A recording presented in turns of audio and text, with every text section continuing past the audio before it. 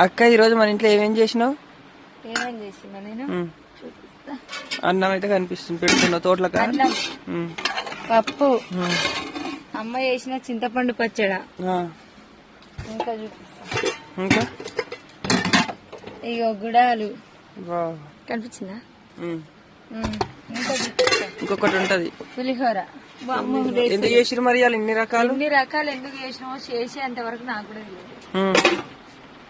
ఏమో నాకు తెలియదు. చేస్తుంటే అన్నీ ఈరోజు అస్సలు పని తీరలేదు, లేట్ గానే వెళ్తున్నాం. పులిహోర తిన్నాం కదా మధ్యాహ్నం వరకు. టకటక పోయి పప్పు ఇక వస్తున్నా తీరాదురా.